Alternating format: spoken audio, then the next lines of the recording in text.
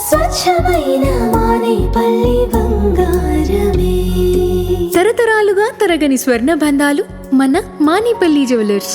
నమస్తే గురుజీ. ఆశీర్వచనం తల్లి. రైట్.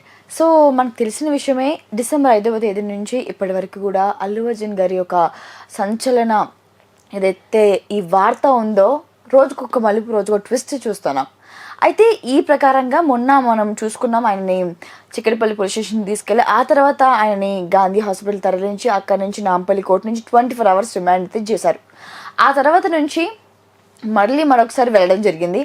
ఆ తర్వాత హోల్ ఇండస్ట్రీ కదిలి ఆయన ఇంటికి వెళ్ళి ఆయనకి విషయం చెప్పడం, కాకపోతే ఆయనకి జాగ్రత్తలు చెప్పడం, కాకపోతే ఏదో ఒక రకంగా ప్రతి ఒక్క ఇండస్ట్రీ నుంచి ప్రతి ఒక్క హీరో వెళ్ళారు.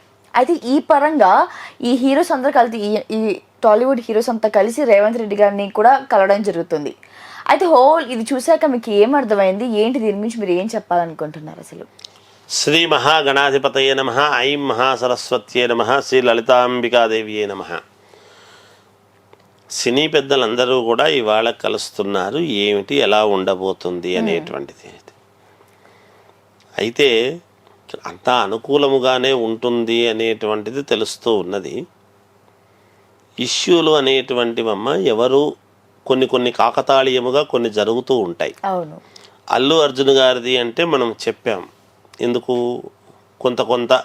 కొన్ని చిన్న ముందు చూపు కొంచెం లేకపోవడం, ఏదో చిన్న ఇబ్బందులు కలగడం జరిగినది. ఎవరు కావాలని చేయరు, అది సహజం. కానీ సినిమా పెద్దలు కలవటము అనేటువంటిది, ఇప్పుడు ఏదైనా సందర్భము సమయము అనేటువంటిది వచ్చినప్పుడు కలవటం అనేటువంటిది ఉంటుంది.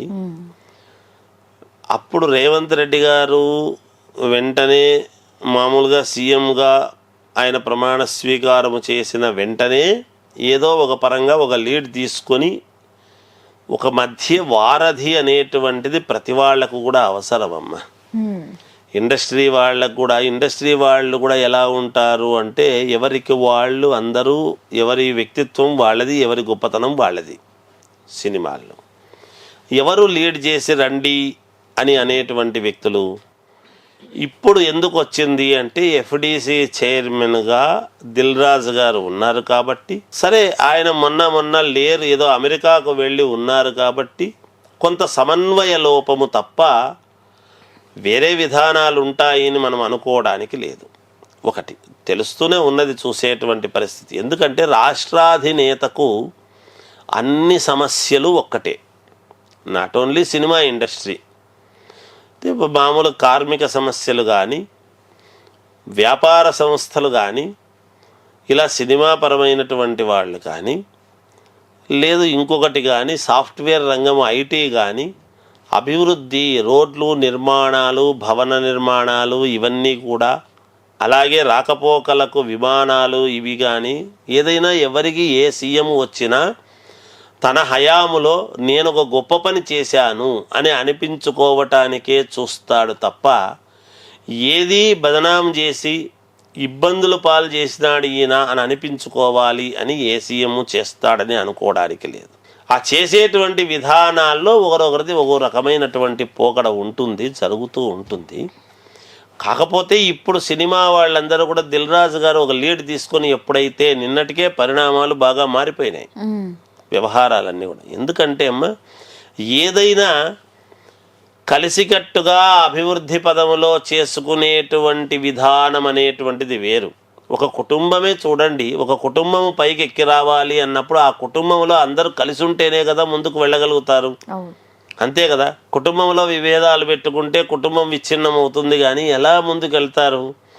రాష్ట్రమైనా అంతే, సర్వము అందరూ కూడా సీఎంకు సహకరించాల్సినటువంటి బాధ్యత అందరికీ ఉంటుంది. సీఎం గారు కూడా అందరినీ సమానమైనటువంటి దృష్టితో చూస్తూ ముందుకు వెళ్ళే విధముగా ఉండాల్సిన బాధ్యత సీఎం గారికి కూడా ఉంటుంది. అంతే కదా, ఇందులో ఏమాత్రం తేడా లేదు. ఆ వాతావరణం అప్పుడే ఇవాళ చాలా అనుకూలవంతమైనటువంటి వాతావరణముగా ఉన్నది. సంక్రాంతి శోభ అనేటువంటిది ముందుగానే వచ్చింది అనేటువంటిది అయితే తెలుస్తూ ఉన్నది. ఇక మిగతాటివి అంటారా, ఎవరు ఏ పనిలో ఉంటే ఆ పని అది చేసుకొని పోతూ ఉంటుంది. చిన్న చిన్న ఏమున్నాయో సమస్యలు, తప్పితం ఎక్కడ జరిగిందో ఆ తప్పితాన్ని సరిదిద్దుకోవడంలో సరిదిద్దుకుంటే అది పెద్ద చిన్న విషయం కాదు, అంతా మేలు జరుగుతుంది. అన్నీ సమన్వయం చేసుకుంటారు, ముందుకు వెళతారు.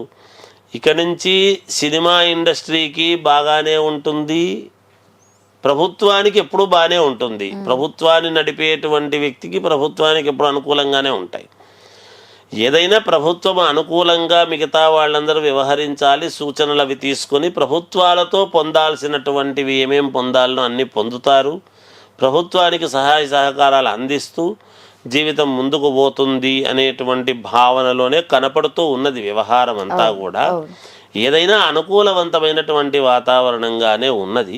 ఏదో 1-2 ఇష్యూలు సినిమా విషయాలలో జరిగినప్పటికీ, ఇప్పుడు ఈ మధ్య జరుగుతున్నటువంటి పరిణామాలు జరుగుతున్నప్పటికీ అవి ప్రతి జీవితాల్లోనూ ఉంటాయి కదా అనేటువంటివి చూసుకొని ముందుకు వెళ్ళే పనే ఉంటుంది తప్ప వేరే విధంగా ఉంటుందని అనుకోవటానికి ఏమీ లేదు తల్లి. బాగానే ఉంటుందని నా అభిప్రాయం.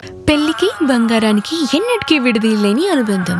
పెళ్లి కాదు, మా ఇంట్లో ఏ శుభకార్యమైనా బంగారంతో మొదలవ్వాల్సిందే. అయితే నా పెళ్లి ఆభరణాల విషయంలో ఒక్కొక్కరిది ఒక్కో చాయిస్. నాకు యాంటిక్ జ్యువెలరీ అంటే చాలా ఇష్టం. చెల్లికి డైమండ్ జ్యువెలరీ నచ్చుతుంది. అమ్మ టేస్ట్ పక్కా ట్రెడిషనల్, నాన్నేమో పక్కా commercial. Best price, quality and service కావాలంటాడు. ఇక నానమ్మ అయితే తన పాత బంగారానికి 100% బైబ్యాక్ కావాలంటుంది. అయినా నో టెన్షన్. మా అందరి అభిరుచులకి ఏకైక ఎంపిక మానేపల్లి జ్యువెలర్స్. తరతరాలుగా తరగని స్వర్ణ బంధాలు మన మానేపల్లి జ్యువెలర్స్.